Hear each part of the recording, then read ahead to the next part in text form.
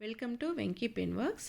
మనం గత వీడియోలో జూన్ 2వ తారీఖు 3వ తారీఖు 4వ తారీఖు నాడు జరిగిన మారణకాండకు సంబంధించిన డీటెయిల్స్ తెలుసుకొని ఇందిరాగాంధీ గారు హైదరాబాద్కి రావడం గురించి చెప్పుకున్నాము.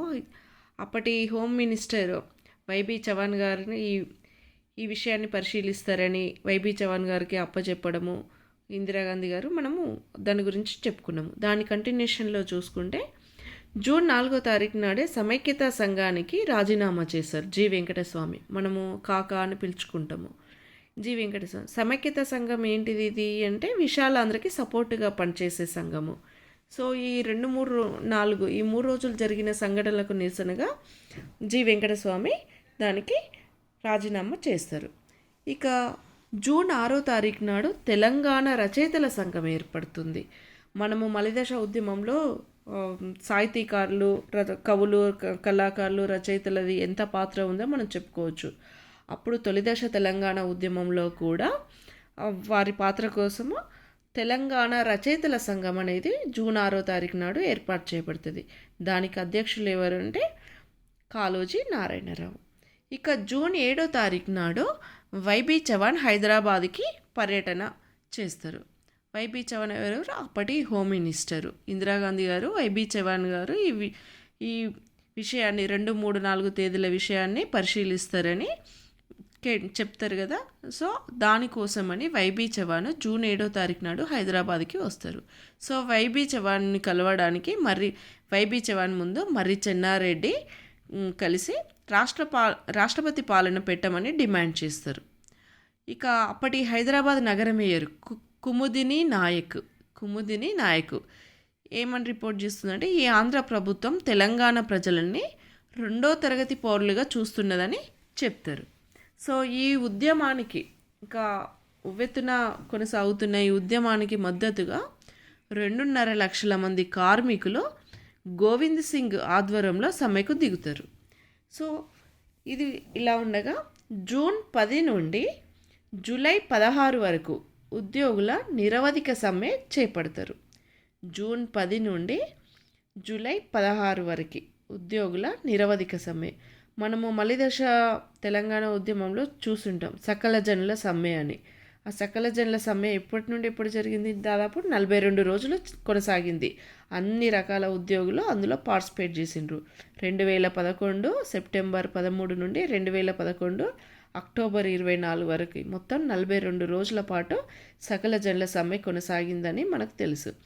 అదే రకమైన సమ్మె తొలిదశ ఉద్యమంలో కూడా జూన్ 10 నుండి జూలై 16, 1969 సంవత్సరంలో దాదాపు 37 రోజులు ఈ సమ్మె కొనసాగుతుంది. సో దీని ఫలితంగా ఏం జరుగుతుంది? కొత్తగూడెం మరియు రామగుండం థర్మల్ పవర్ స్టేషన్లో విద్యుత్ ఉత్పత్తి నిలిచిపోతుంది. ఇంకా హైదరాబాద్లో మున్సిపల్ కార్మికులు కూడా సమ్మెల్లో ఉండడం వల్ల నగరం మొత్తం దుర్గంధంగా మారిపోతుంది. సో జూలై 14న ఉపాధ్యాయ నాయకులను డిస్మిస్ చేస్తారు. ఎందుకు? ఈ సమ్మెల్లో పాల్గొన్నందుకు బాలకృష్ణారెడ్డి, నర్సిరెడ్డి, రామబ్రహ్మం అనే ఉపాధ్యాయ నాయకులను సమ్మెల్లో పాల్గొనడం వలన వారిని డిస్మిస్ చేస్తుంది.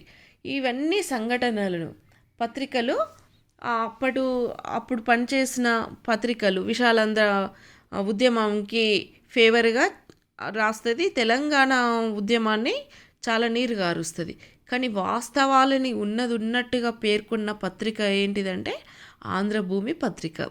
ఈ ఆంధ్రభూమి పత్రిక ఎవరిది అంటే తమిళనాడు యాజమాన్యం వాళ్ళది. తర్వాత ఈ ఆంధ్రభూమి తర్వాత జనధర్మ పత్రిక కూడా ఉద్యమం గురించి నిక్కచ్చిగా తెలుపుతుంది. ఇది జనధర్మ పత్రిక అనేది వరంగల్ నుండి వెలువడింది. దీనికి ఎడిటర్ ఎవరంటే మాడభూషి శ్రీనివాసాచార్య. సో జూన్ 17న మహిళా దినాన్ని జరుపుకోవాలని అనౌన్స్ చేస్తారు. జూన్ 17న మహిళా దినాన్ని జరుపుకోవాలని. సో ఎవరు? టిఎన్ సదాలక్ష్మి, జె ఈశ్వరీబాయి, సంగం లక్ష్మీబాయి, శాంతాబాయి. టిఎన్ సదాలక్ష్మి, జె ఈశ్వరీబాయి, సంగం లక్ష్మీబాయి, శాంతాబాయి వాళ్ళు ఎమ్మెల్యేలు, ఎంపీలు. ఇంకా అదేవిధంగా నూకల సర్వోత్తం రెడ్డి భార్య మరి చెన్నారెడ్డి భార్య కేవి రంగారెడ్డి కుటుంబ సభ్యులు దేవకీదేవి వీళ్ళంతా కూడా జూన్ 17న మహిళా దినోత్సవాన్ని జరుపుకోవాలని అనౌన్స్ చేస్తారు. సో దానికి వాళ్ళని అడ్డుకోవడానికి అరెస్టులు జరుగుతాయి. అరెస్టులు ఎవరెవరు ఎక్కడ అరెస్ట్ అయినని చెప్పుకుంటే అబిడ్స్ చౌరస్తాలో కుముదిని నాయక్ని అరెస్ట్ చేస్తారు. మనం కుముదిని నాయక్ ఎవరో చెప్పుకోవచ్చు, హైదరాబాదు అప్పటి నగర మేయరు. సచివాలయం దగ్గర ఈశ్వరీబాయిని చేస్తారు. ఈశ్వరీబాయి ఎవరు? ఎమ్మెల్యే. మొజంజాహి మార్కెట్ దగ్గర టిఎన్ సదాలక్ష్మిని చేస్తారు. టిఎన్ సదాలక్ష్మి కూడా one of the MLA. Charminar చౌరస్తా, ఈ చార్మినార్ చౌరస్తానే ఇప్పుడు ప్రజెంట్ ఆర్టీసీ క్రాస్ అని మనం అనుకుంటాం. తర్వాత దీన్ని గోల్కొండ చౌరస్తా అని కూడా అనేవాళ్ళు అప్పుడు. అక్కడ ఎవరిని అరెస్ట్ చేసిందంటే లక్ష్మీరెడ్డిని అరెస్ట్ చేస్తారు. సో ఈ సందర్భంలో ఢిల్లీలో జరిగిన చర్చలకి సీఎం కాసు బ్రహ్మానందరెడ్డి భయం, దీనికి ఇవన్నీ సిచ్యువేషన్స్ చూసి ఇవన్నీ జరుగుతున్న అమానుష చర్యలను చూసి అక్కడ ఢిల్లీలో జరిగే చర్చలకి అటెండ్ కాకుండా తప్పుకుంటే అతని తరపున ఇతనికి అనుకూలంగా చర్చలకు హాజరై తెలంగాణ ఉద్యమం మీద విషం కక్కిన మహిళ ఎవరంటే అప్పటి ఖమ్మం ఎంపీ లక్ష్మీకాంతమ్మ. ఇవి జూన్ నెల 2, 3, 4 తేదీల పర్యవసానాలుగా జరిగిన సంఘటనల గురించి మనము చెప్పుకోవచ్చు. తర్వాత గురించి మనము తర్వాత వీడియోలో చూద్దాం.